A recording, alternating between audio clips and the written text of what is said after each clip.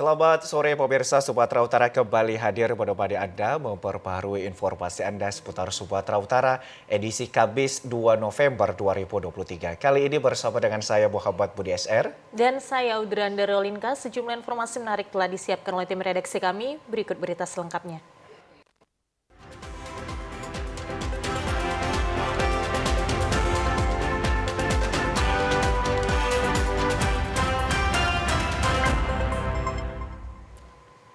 Pemirsa, seorang ibu rumah tangga di Kota Padang Sidempuan ditangkap aparat kepolisian Resort Polres Padang Sidempuan lantaran menjadi kurir narkoba jenis sabu jaringan antar provinsi.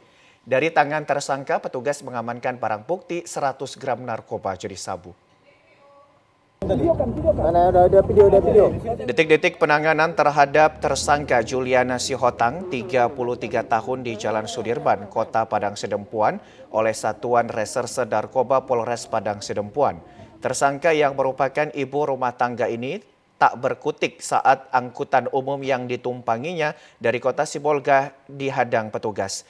Bahkan tersangka tidak dapat mengelak setelah petugas mendapati bungkusan plastik yang berisikan narkotika jenis sabu-sabu seberat 100 gram. Saat diperiksa, tersangka mengakui barang haram tersebut diperolehnya dari seorang narapidana yang mendekam di Lembaga Pemasyarakatan Tapaduli Tengah. Dalam menjalankan aksinya, Juliana diberi upah senilai 2 juta rupiah. Penangkapan tersangka ini terungkap dari laporan masyarakat. Dari hasil penyelidikan polisi, jaringan tersangka merupakan jaringan antar provinsi yang dikendalikan dari dalam lapas. Tersangka wanita ini pengedar. Kami dalami kembali, tempo kurang lebih 1,5 bulan baru bisa kita jebolkan, satukan ini pelakunya, dan ini memang jaringan antar kabupaten, bahkan besarnya antar provinsi. Kenapa? Karena ini jaringan lapas. Kami lapas dari Tapteng, kami kembangkan, beliau mengambil dari sana. Kemudian ada tersangka yang kami interogasi, kami BA juga di lapas, berdasarkan koordinasi Kalapas di Tapteng. Atas nama tersangkanya adalah DL. Ini pengembangan kita, dan nanti kita proses juga yang bersangkutan untuk proses lebih lanjut. Tidak hanya mengungkap jaringan tersangka Juliana Sihotang, petugas Satuan Narkoba Polres Padang Sidempuan juga berhasil menangkap 5 tersangka narkoba lainnya dalam kurun waktu 2 pekan terakhir. Tim Gabungan Badan Narkotika Nasional memusnahkan ladang ganja sebanyak 30.000 batang di perbukitan Torsite, Desa Raurau Dolok, Mandaling Natal. Pemusnahan batang pohon ganja ini dilakukan dengan cara dicabut dan dibakar di lokasi. Petugas gabungan BNN Provinsi Sumatera Utara dan Kabupaten Mandaling Natal bersama Polri menemukan ladang ganja seluas 3 hektar di perbukitan Torsite, Desa Raurau Dolok, Kecamatan Tambangan, Kabupaten Mandaling Natal. Untuk menuju ke lokasi ladang ganja, tim gabungan ini harus melintasi lereng Gunung Torsite sejauh 4 jam dengan berjalan kaki melintasi perbukitan yang terjal.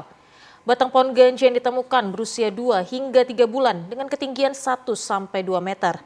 Penemuan ladang ganja berjumlah 30.000 batang ini langsung dimusnahkan petugas dengan cara dicabut dan dibakar di lokasi.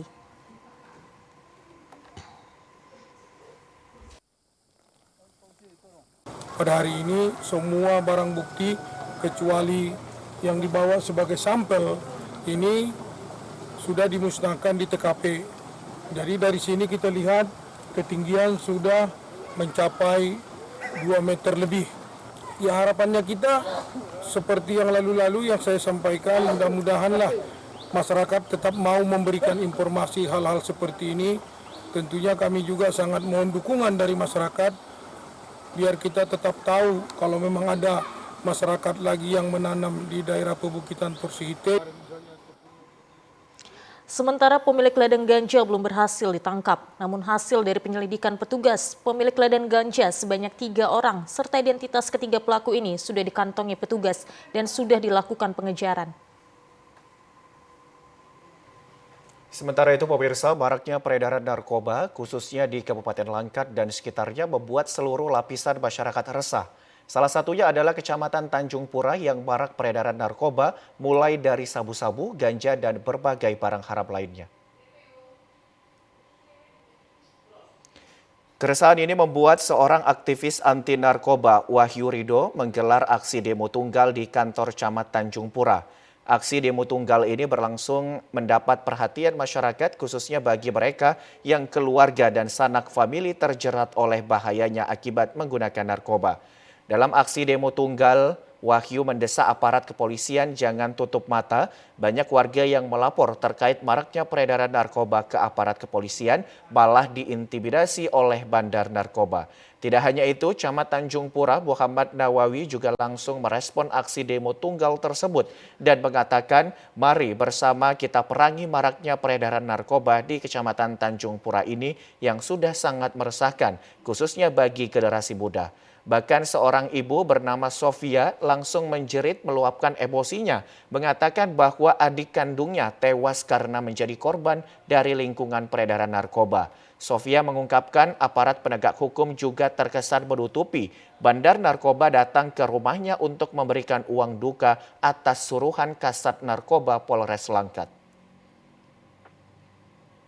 Tunjukkan keadilan! Tunjukkan, nggak bilang! Sepeda motor ada di Polres Langkat, Pak! Kalau wartawan mengetahuinya, baru saya kami ketahui! Tapi apa yang terjadi? Semua menutupi bandar narkoba datang ke rumah mau kasih uang duka! Siapa bandar? Bandar narkoba Eko yang disuruh Pak Kasat! Kata Bapak tahu! Kasatnya siapa? Kasatnya siapa namanya, Pak? Sebutkan kasatnya! Sebutkan, ada video yang dilengkap semua di sini! Rudi Ardianto namanya! Tidak tuh dia datang ke rumah kami mengasih uang 5 juta untuk adik saya! Warga mengungkapkan kejadian yang mengakibatkan tewasnya salah seorang warga ini menandakan bahwa peredaran narkoba di Kecamatan Tanjung Pura sudah sangat meresahkan. Berharap aparat kepolisian serius menangani peredaran narkoba di daerah ini dan tidak lagi terkesan menutupi. Satuan Reserse Kriminal Polrestabes Medan meringkus 2 orang yang merupakan bagian dari kelompok organisasi kepemudaan atau OKP beberapa waktu lalu viral di media sosial lantaran menggeruduk salah satu outlet. 1 dari 2 orang yang ditangkap berstatus sebagai ketua kelompok OKP di Kota Medan. Inilah video amatir milik warga yang merekam puluhan anggota organisasi kepemudaan atau OKP yang beberapa waktu lalu viral di media sosial mendatangi gerai mie di Jalan Sisingamangaraja, Kota Medan, Sumatera Utara.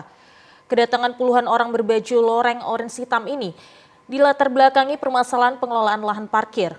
Meskipun belakangan dibantah karena menurut pihak OKP yang terekam dalam video kedatangan mereka hanya untuk makan. Buntut dari kasus ini, pihak gerai mie tersebut melaporkan kasus tersebut secara resmi ke pihak kepolisian yang kemudian ditindaklanjuti oleh Satreskrim Polrestabes Medan. Kasat Reskrim Polrestabes Medan, Kompol Teguh Fatir Mustafa menyebutkan pihaknya telah menangkap dan menetapkan 2 orang sebagai tersangka. Salah satu tersangka yakni RAT alias Ogek adalah ketua OKP yang juga memimpin penggerudukan tersebut.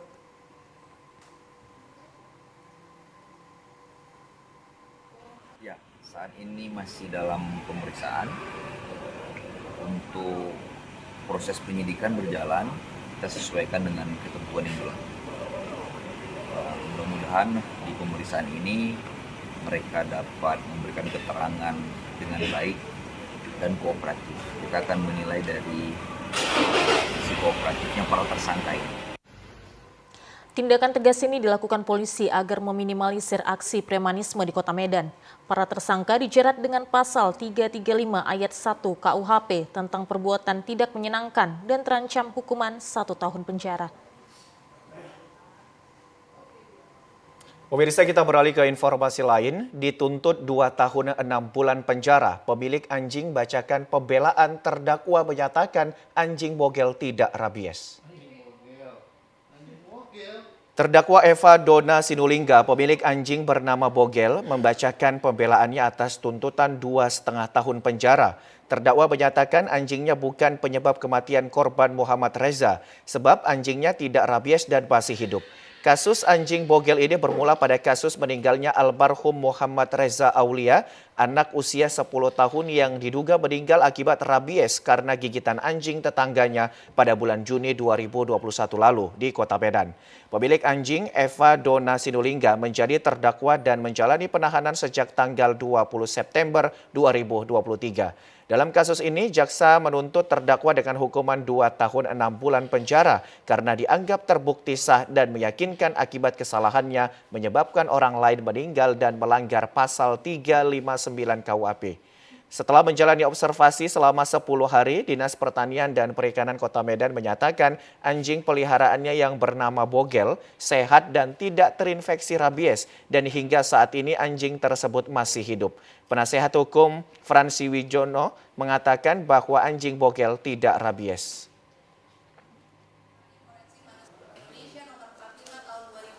Tadi dalam persidangan kita membela dan tetap menegaskan bahwa anjing Bogel dalam kasus ini itu tidak rabies dan tidak menggigit korban dan juga tidak ada hubungan sebab akibat antara kematian korban karena rabies dengan anjing Bogel karena tidak terbukti di dalam visum et repertumnya itu tidak ada luka bekas gigitan hewan sebagaimana dikuatkan oleh keterangan dokter forensik yang membuat visum itu tersendiri dalam sidang di pengadilan. Hasil visum tidak ada mencatat pada tubuh korban ada luka akibat gigitan hewan dan pemeriksaan lanjutan terkait penyebab kematian akibat rabies juga tidak dilakukan. Diduga kelebihan muatan dan tidak sanggup naik tanjakan, Rabu sore, truk angkutan kontainer terbalik di kawasan industri Medan. Tidak ada korban jiwa dalam kejadian ini, namun jalur keluar masuk Kim 2 Mabar sempat terganggu. Satu unit truk angkut kontainer terbalik di depan pintu utama kawasan industri modern 2, Kecamatan Percut Setuan, Kabupaten Deli Serdang. Akibat kecelakaan tunggal, truk angkut kontainer yang hendak membawa barang tersebut terbalik dan mengalami rusak parah, serta nyaris menimpa pengendara motor. Truk angkut kontainer berhasil evakuasi hampir 4 jam kemudian setelah pemilik truk mendatangkan alat berat. Peristiwa membuat kemacetan panjang arus lalu lintas dan ditambah ada pengecoran jalan di lokasi.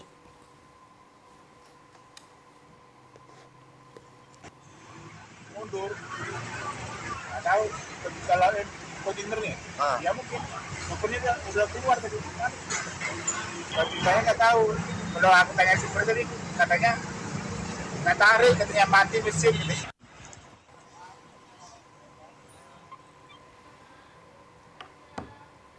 Salah satu pengendara motor di lokasi, Jaka, mengatakan tidak ada korban jiwa dalam kejadian tersebut, namun kecelakaan terjadi akibat truk angkut kontainer tidak sanggup naik tanjakan dan remnya blong mengakibatkan truk mundur dan hilang kendali.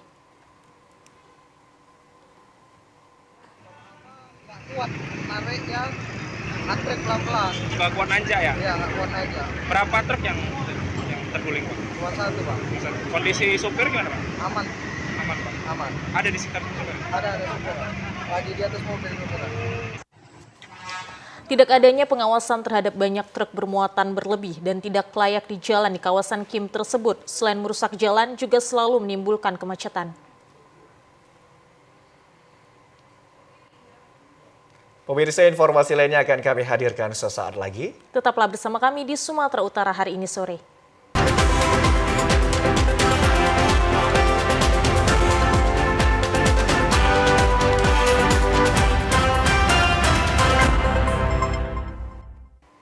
Terima kasih masih bersama kami di Sumatera Utara hari ini sore. Pemirsa, setelah dinyatakan bebas dalam perkara solar ilegal dan menjelang 1 bulan selesai masa tahanan kasus penganiayaan, mantan perwira Polri Akhirudin Hasibuan akan menggugat Polda Sumut ke PT UN karena dirinya menerima sanksi pemberhentian tidak dengan hormat.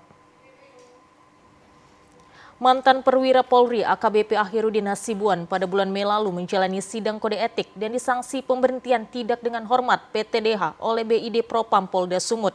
Diketahui PTDH terhadap Akhirudin Hasibuan bermula dari kasus penganiayaan yang dilakukan oleh anaknya Aditya Hasibuan kepada Ken Admiral pada bulan April lalu. Lalu usai dinyatakan bebas dalam perkara solar ilegal dan tinggal menjalani 1 bulan lagi masa hukuman perkara penganiayaan yang dilakukan anaknya, Akhirudin akan menggugat terkait putusan PTDH terhadap dirinya.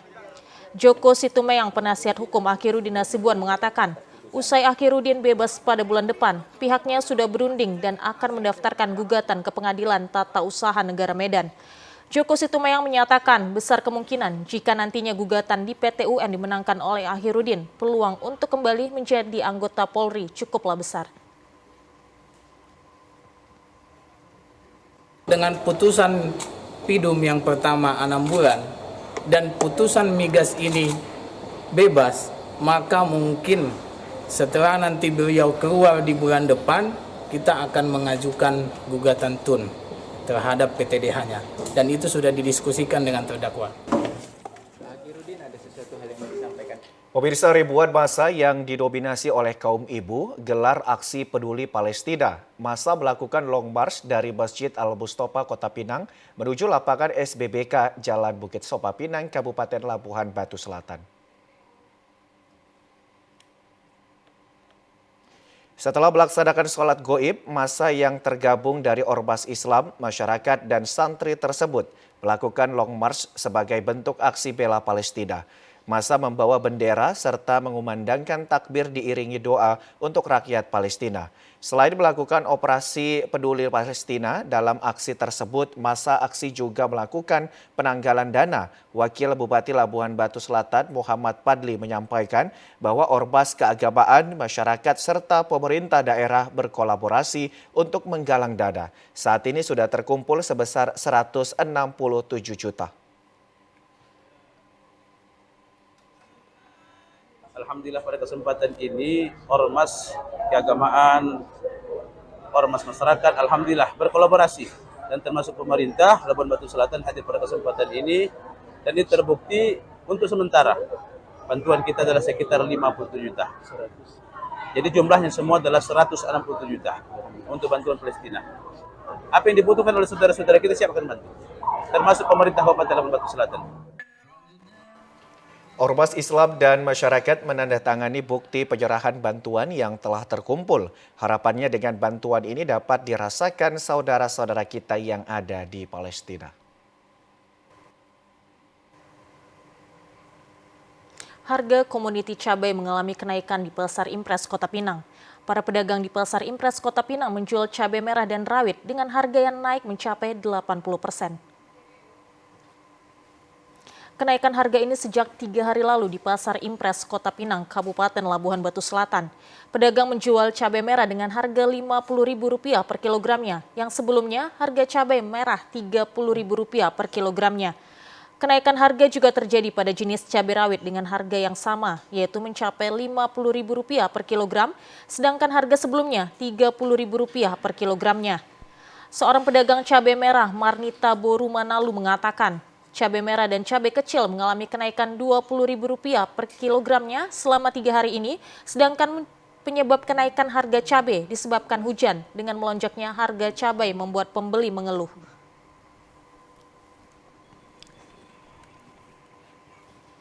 Merah naiklah per 20 per kilo. Jadi kecil sama 20 per kilo naik. Per kilonya sekarang berapa, Bu? Per kilonya sekarang 50.000. Cabai merah? Iya. Cabai kecil? Sama.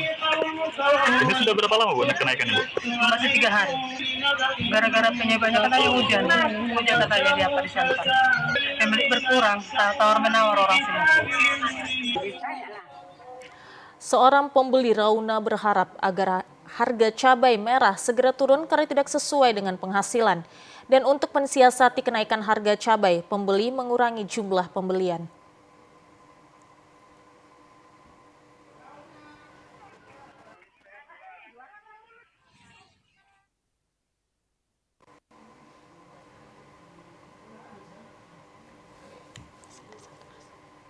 Pemirsa, sejak Indonesia merdeka, limbah rumah di areal persawahan di Desa Sukamandi Hulu, Kecamatan Pagar Merbau, Kabupaten Deli Serdang tidak pernah merasakan aliran listrik. Sementara untuk belajar, anak-anak hanya mengandalkan lampu seadanya untuk penerangan.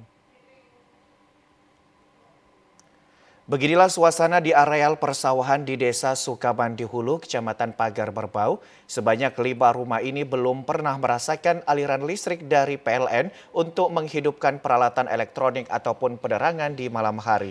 Warga hanya mengandalkan lampu minyak atau sentir, namun semangat anak-anak ini untuk belajar tidak pernah surut. Kondisi seperti ini sudah lama dirasakan 5 rumah yang berada di areal persawahan dan sudah lama mendambakan aliran listrik.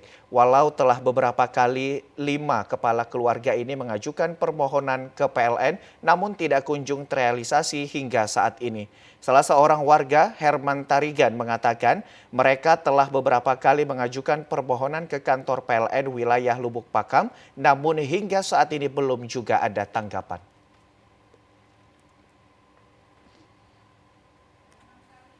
Merdeka belum ada, Pak. 78 tahun merdeka itu belum ada lampu sama sekali. Ya pakai templok aja, Pak. Kadang ya kalau apa pakai genset, kalau ada bisa ada biaya ya pakai genset. Harapan kita itu, Pak, ya namanya ini kan tidak jauh, Pak, dari Serambi Mekah, Kabupaten Deli Serdang, Pak. Ya, artinya ya harapan kami ya masukkanlah, Pak, lampu itu. Karena apa? Di gunung-gunung sana, Pak, yang tempat pelosok sekalipun sudah masuk lampu. Di sini kok belum gitu. Sementara Kepala Dusun setempat, Ius Rizal, mengatakan pihak desa sudah membantu 5 kepala keluarga ini untuk mendapat aliran listrik. Namun karena tidak adanya tiang listrik di sepanjang jalan ini, maka pihak PLN masih belum mengabulkannya.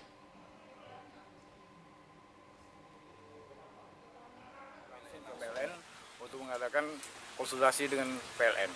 Jadi jawaban mereka apa? Jawaban mereka harusnya ada sekitar 30 atau 50 kakak yang bisa harus dimasukkan. Kalau kendalanya, sebenarnya kendalanya satu, masalahnya tiang. Satu harus tiang kemari, satu masalahnya kakak. Rumah kakak itu sekitar 5, harusnya 10 atau 20 kakak. Itu kendalanya.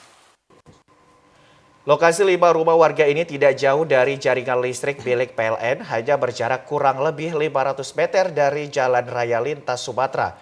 Diharapkan pembangunan yang pesat di Kabupaten Deli Serdang ini dapat dirasakan seluruh warga, termasuk mendapatkan aliran listrik.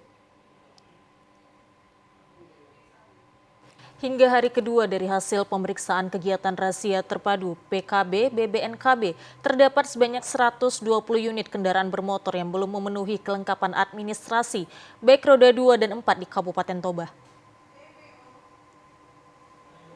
Hal tersebut diungkapkan oleh Kepala UPTD Pengelolaan Pendapatan Daerah Bali G, Binderman Huta Galung, saat melaksanakan pemeriksaan kendaraan bermotor yang melibatkan TNI, Polri, dan Dinas Perhubungan di Jalan Lintas Sumatera, Kecamatan Bali G, Kabupaten Toba. Binderman mengatakan dari hasil pemeriksaan masih banyak pengendara yang belum melakukan pembayaran pajak kendaraan bermotornya, baik bea balik nama kendaraan roda 2 dan 4. Kegiatan pemeriksaan ini bertujuan dapat menghimbau masyarakat secara langsung untuk sesegera mungkin melakukan pembayaran pajak kendaraan bermotornya. Binderman juga berharap pelaksanaan kegiatan razia terpadu ini sebagai upaya pencapaian PAD melalui PKB dan BBNKB untuk tahun 2023 dapat tercapai. Sesuai dengan target yang telah dibebankan Dispendasu, masih memberikan waktu kepada masyarakat hingga 30 November 2023 untuk pemutihan denda pajak kendaraan bermotor agar dapat segera mungkin melakukan pembayaran. Hasilnya, Pak, yang kita temukan di lapangan masih banyak pengendara belum membayar pajaknya.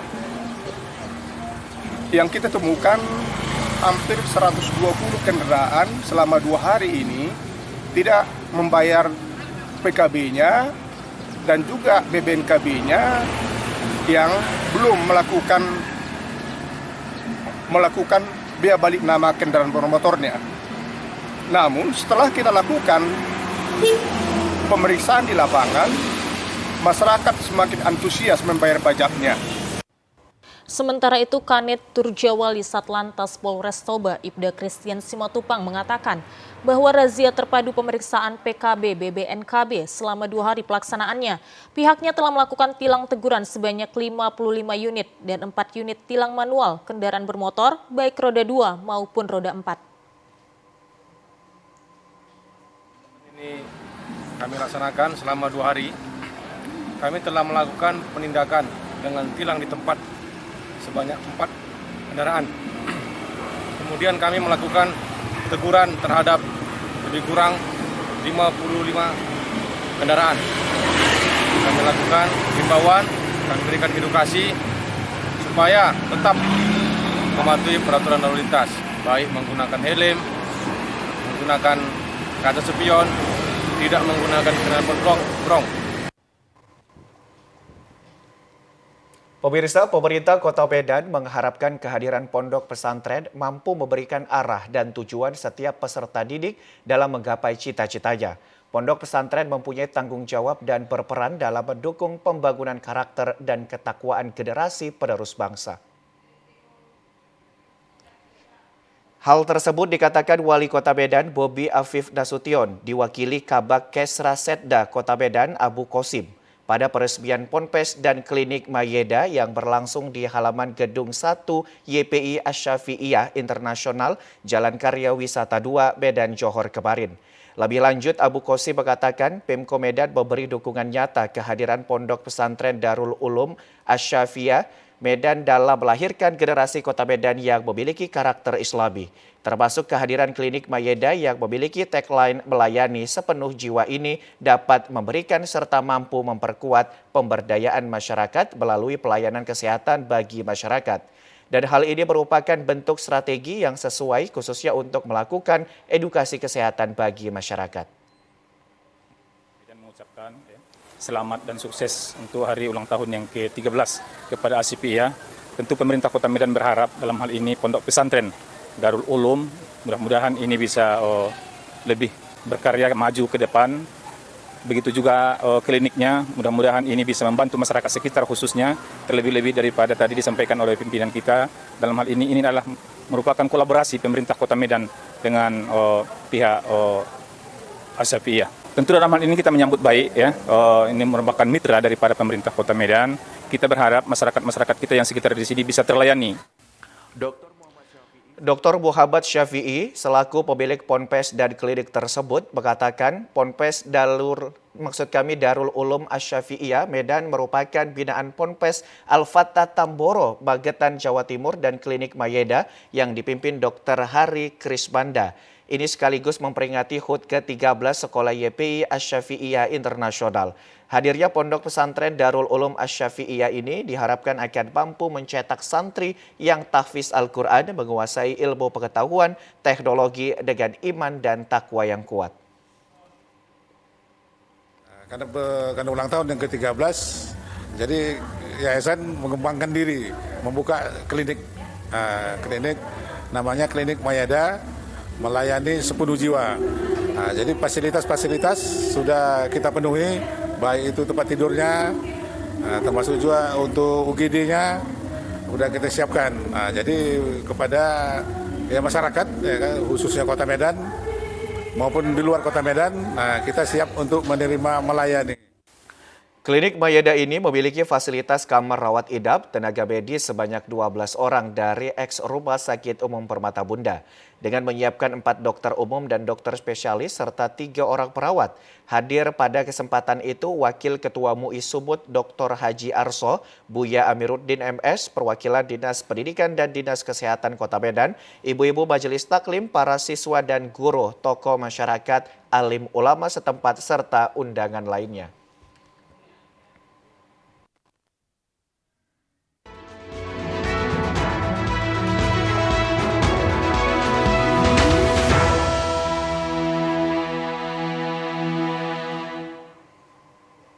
Gudang logistik KPU Serdang Bedagai berada di Dusun 4, Desa Pematang Guntung, Kecamatan Teluk Mengkudu. Selain lokasi berada jauh, kondisi akses jalan juga rusak parah. Sudah melewati kajian dan koordinasi keamanan dari pihak kepolisian, KPU Serdang tidak memiliki opsi lain dalam pemilihan gudang.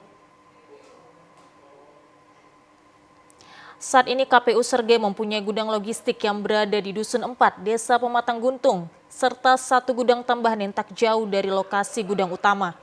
Dari segi jarak tempuh ke gudang tersebut mencapai 5 km dari pusat kota dengan kondisi infrastruktur jalan yang sangatlah buruk. Tentunya banyak pertimbangan dan kajian KPU dalam menentukan gudang tersebut. Fuad Hasan Lubis selaku komisioner KPU mengatakan kurang lebih 3 bulan KPU mencari gudang yang dekat dengan kantor KPU. Namun upaya tersebut terkendala dengan adanya beberapa gudang yang tersangkut pihak perbankan serta ada beberapa gudang yang masih tersangkut masalah hukum dan lainnya masih belum habis masa sewanya. Dengan kajian dan koordinasi dari pihak keamanan gudang KPU yang saat ini berada di Desa Pematang Guntung menjadi opsi terakhir yang diambil KPU untuk diajukan menjadi gudang logistik.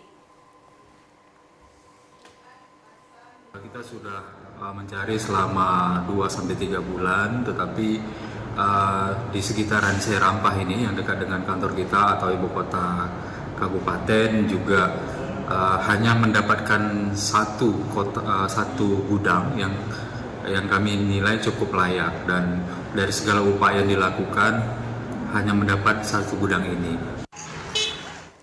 Fuad menambahkan mengenai infrastruktur jalan yang rusak saat ini, KPU sudah berkoordinasi dengan pihak Pemkab untuk segera mungkin diperbaiki. Pemirsa, Komisi Pemilihan Umum Kabupaten Serdang Bedagai telah menerima kiriman logistik tahap pertama berupa bilik suara sebanyak 8.632. Kiriman logistik lainnya pada tahap kedua dijadwalkan dalam waktu dekat.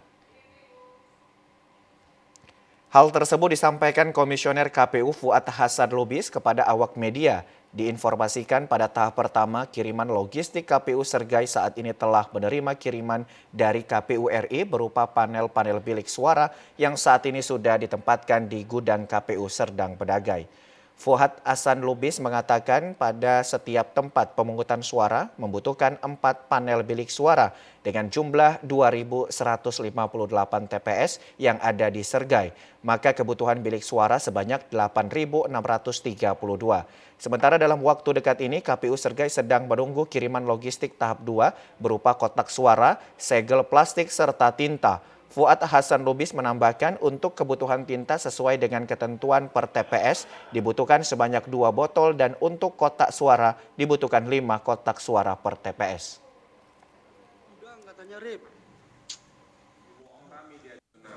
Yaitu bilik suara, kotak suara, segel, dan segel plastik, termasuk juga mungkin di dalamnya tinta. Di tahap pertama ini yang sudah kita terima dan sudah kita simpan di gudang yaitu bilik suara. Jadi baru hanya bilik suara saja yang sudah sampai ke kita. Kemungkinan logistik yang lain dalam waktu dekat seperti kotak suara dalam waktu dekat akan datang ke Serdang Bedagai. Komisioner KPU Serdang Bedagai periode 2023-2028 yang beberapa hari yang lalu dilantik oleh KPU RI. Dari hasil voting terpilih Agus Limatondang ditunjuk sebagai Ketua KPU Sergai. Hal tersebut disampaikan langsung Ketua KPU Sergai Agus Limatondang di sela kegiatan hari pertamanya masuk sebagai penyelenggara pemilu. Diketahui pada periode sebelumnya terdapat 2 petahana yang saat ini terpilih kembali sebagai Komisioner KPU, yaitu mantan Ketua KPU sebelumnya Fuad Hasan Lubis dan Erdian Wirajaya. Dalam periode ini, Agus Limatondang yang saat ini menjabat Ketua KPU membidangi keuangan dan logistik. Agus Lim merupakan mantan Ketua Bawaslu Sergai periode 2018-2023. Selanjutnya Sofian, Divisi Hukum, Fuad Hasan Lubis, Divisi Data, Liston Robert Saragi, Divisi Parmas, terakhir Erdian Wirajaya, Divisi Teknis.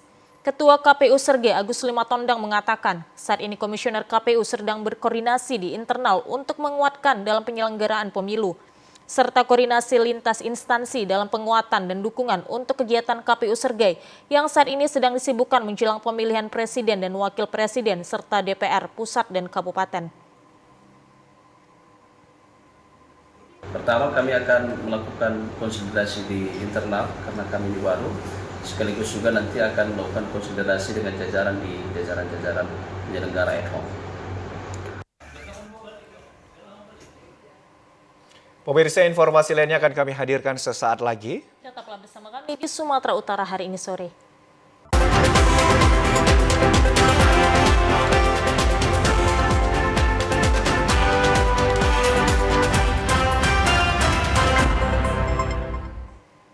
Terima kasih masih bersama kami di Sumatera Utara hari ini sore. Pemirsa, pohon kelapa sawit yang sudah tidak berproduksi lagi ternyata memiliki air nira yang dapat diolah menjadi gula aren. Gula aren kelapa sawit yang disebut Zoroh ini memiliki rasa yang manis, bahkan tak ubahnya seperti gula aren dari pohon enau.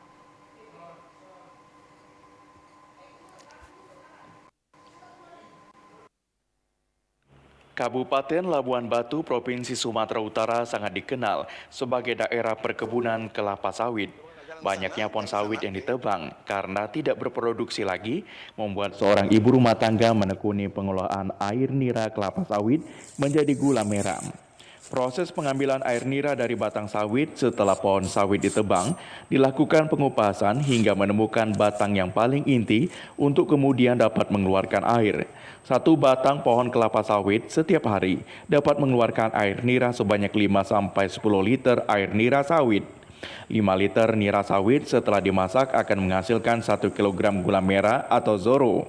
Saat ini permintaan akan gula aren sawit sangat tinggi, terutama dari industri. Gula aren sawit dijual dengan harga Rp8.000 setiap kilogram. Yanti selaku pelaku usaha gula aren sawit mengatakan saat ini ia dapat memberdayakan masyarakat sekitar untuk mengelola usaha yang ditekuninya. Yanti mengaku gula aren sawit ini diyakini akan menjadi pilihan masyarakat karena rasanya sangat manis. Kalau untuk niranya kita bisa menghasilkan 5 liter, tapi kalau sudah dimasak dia bisa menghasilkan 1 kilo per pohon joronya.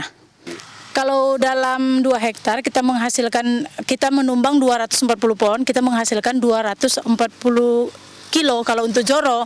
Kalau untuk liternya karena dia belum dimasak kan, dia itu dalam satu pohonnya dia menghasilkan 5 liter.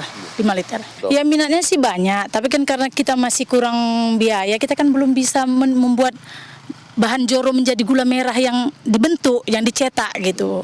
Kita belum mampu sampai ke situ. Jadi kita makanya tadi saya bilang mudah-mudahan pemerintah setempat memperhatikan pekerjaan saya ini agar bisa kita ciptakan menjadi gula merah yang betul-betul sudah bisa dipasarkan di masyarakat. Para petani sawit yang ada di Labuan Batu sangat diuntungkan dengan adanya pengelolaan gula aren sawit. Pasalnya, setiap pohon sawit yang tidak lagi berbuah dapat dijual kepada pengelola gula aren sebelum dilakukan penanaman kembali. Yanti selaku pengelola gula aren sawit berharap Dinas Koperasi dan UMKM ikut mempromosikan gula aren sawit asal Labuan Batu sehingga dapat dikenal masyarakat luas. Yanti juga memiliki keinginan suatu saat nanti gula aren sawit ini dapat dijual ke luar negeri. Pemirsa, jelang putaran kedua kompetisi Liga 2, beberapa tim tengah melakukan evaluasi termasuk bongkar pasang pemain. Tak terkecuali PSMS Medan, tim berjuluk Ayam Kinantan ini disebut akan mendatangkan 2 pemain asing barunya dalam waktu dekat. Jeda kompetisi sebelum memasuki putaran kedua kompetisi Liga 2 2023 dimanfaatkan oleh beberapa klub pesertanya untuk melakukan perombakan skuad. Salah satunya adalah PSMS Medan, tim yang kini dipimpin oleh Miftahuddin Mukson. Sejauh ini telah mencoret 5 pemainnya dan mendatangkan 4 pemain sebelum memasuki putaran kedua. Nama-nama seperti Guntur Triaji, Hamdi Sula, Munadi, dan Dery Rahmanur yang dipinjamkan dari klub Liga 1 sudah tampak bergabung dalam sesi latihan PSMS yang berlangsung di Stadion Mini Pancing. Direktur Utama PSMS Medan, Arifuddin Maulana Basri mengatakan bongkar pasang skuad Ayam Kinantan ini dilakukan merujuk performa tim yang kurang memuaskan di putaran pertama dan demi melancarkan misi PSMS Medan untuk promosi ke Liga 1 musim depan. Tidak bisa ujuk-ujuk nanti dibilang sok ini, tapi nanti kita lihatlah siapa yang akan mungkin bergabung untuk tim ini. Tapi insya Allah saya tidak pernah lari dari target saya. PSMS harus target tetap ke Liga 1. Selain mendatangkan 4 pemain lokal yang berasal dari klub Liga 1, PSMS juga disebut akan mendatangkan 2 pemain asing yang akan menggantikan Matius Souza yang telah dilepas ke Persekat Tegal dan Jim Sung Kim yang dilepas karena mengalami cedera bahu. Pemirsa, berikut informasi perakiraan cuaca di sejumlah daerah di Sumatera Utara dari Badan Meteorologi, Klimatologi, dan Geofisika Wilayah 1 Medan berlaku pada hari Rabu 3 November 2023. Assalamualaikum warahmatullahi wabarakatuh. Halo Sobat BMKG, bersama saya Utami Alheria, Perakiraan BMKG Wilayah 1 Medan yang akan menyampaikan informasi perakiraan cuaca dan hotspot di Provinsi Sumatera Utara, Jumat 3 November 2023. Pada pagi hari di wilayah Sumatera Utara diperkirakan berawan, sedangkan untuk siang hingga sore hari berpotensi hujan intensitas ringan hingga lebat sebagian besar wilayah Sumatera Utara. Potensi hujan lebat terjadi wilayah Langkat, Medan, Karo, Matang Siantar, Simalungun, Pakpak Barat, Samosir, Toba, Humbahas, Taput, Tapteng, Sibolga, Padang Sidimpuan, Kepulauan Nias, Maniling Natal, Padang Lawas, dan sekitarnya. Sedangkan untuk di malam hari berpotensi hujan ringan hingga lebat sebagian wilayah Sumatera Utara. Potensi hujan lebat terjadi wilayah Langkat, Deli Serdang, Karo, Dairi, Pakpak Barat, Humbahas, Pakpak Barat, Madinah, dan sekitarnya. Sedangkan untuk dini hari diperkirakan berawan dan berpotensi hujan ringan di wilayah Langkat, Medan, Binjai, Tanjung Balai, Hasahan, Batubara, Labuhan Batu Selatan, dan sekitarnya. Suhu udara berkisar antara 18 hingga 32 derajat Celcius dengan kelembapan udara 60 hingga 98%. Angin bertiup dari tenggara hingga barat laut dengan kecepatan 10 hingga 30 km per jam. Untuk titik panas di Sumatera Utara dari pantauan pada tanggal 1 November 2023, NIL. Dihimbau kepada masyarakat waspada potensi hujan sedang hingga lebat disertai petir dan angin kencang di wilayah lereng timur, pegunungan, lereng barat, dan pantai barat Sumatera Utara yang dapat berpotensi mengakibatkan bencana hidrometeorologi seperti banjir dan longsor. Demikian yang dapat kami sampaikan. Terima kasih. Assalamualaikum warahmatullahi wabarakatuh.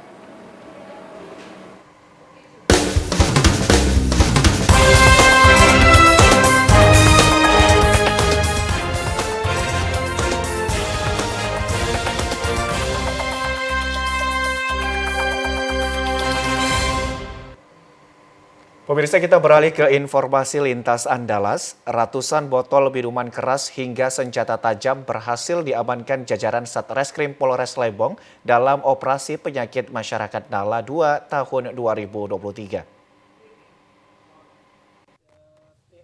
Pada operasi Pekat Nala 2 tahun 2023 yang berlangsung selama 15 hari, petugas berhasil mengamankan ratusan botol minuman keras berbagai merek, obat tanpa izin edar, makanan kadaluarsa hingga senjata tajam.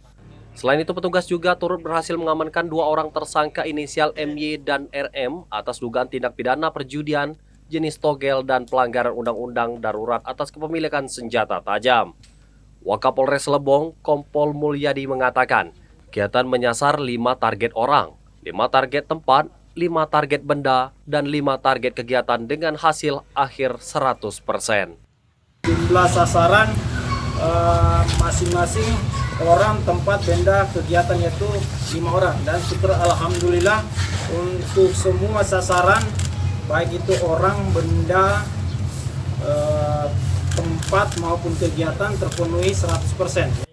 Operasi dan upaya pencegahan masih terus dilakukan untuk menekan angka kriminalitas di Kabupaten Lebong. Atri Prasetyo, TVRI Bengkulu, melaporkan. Produksi padi petani tahun ini turun hingga 50% akibat kekeringan yang terjadi sejak September lalu. Guna menjaga kuantitas padi di Provinsi Bengkulu, pemerintah memastikan adanya bantuan bibit serta menetapkan perda terkait LP2B tanah. Dinas TPHP Provinsi Bengkulu mencatat tahun ini produksi padi turun hingga 50%. Penurunan produksi disebabkan kekeringan akibat fenomena El Nino. Karena sawah milik petani di Bengkulu didominasi sawah tada hujan, sehingga banyak sawah yang mengalami gagal panen karena kekeringan.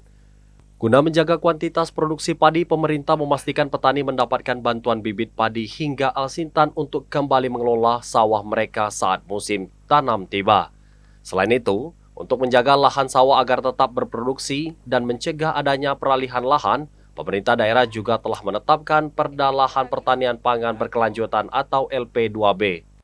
Itu tadi penurunan mencapai lebih dari 25% dari tahun-tahun sebelumnya, dan tentu ini akan kami upayakan bagaimana mencari solusi ke depan. Misalnya tentu kita akan bantu petani dengan penyediaan bibit, kemudian kita juga also memberikan alsintan pada petani sehingga petani bisa mengelola sawahnya dengan maksimal. Berdasarkan data per bulan September lalu, Produksi padi tahun 2023 sekitar 47,22 kuintal per hektar. Dinas TPHP Provinsi Bengkulu juga memastikan produksi padi akan terjaga karena animo masyarakat mengusulkan peralihan lahan perkebunan ke lahan sawah cukup tinggi, seiring dengan naiknya harga gabah menjadi Rp6.000. Lucia Mengsari, TVRI Bengkulu, melaporkan. Pemirsa, pelaku begal anak yang masih di bawah umur yang diamankan jajaran Polresta Bengkulu beberapa waktu lalu mendapat pendampingan dari UPTD Perlindungan Perempuan dan Anak Provinsi Bengkulu. Pasca tertangkapnya 16 anggota geng siap tempur yang terlibat serangkaian aksi begal bersenjata tajam di kota Bengkulu, petugas UPTD Perlindungan Perempuan dan Anak Provinsi Bengkulu melakukan pengawasan dan pendampingan serta penelusuran terhadap orang tua dan latar belakang pelaku, hingga anak-anak mereka terjerumus dalam kasus kriminal ini.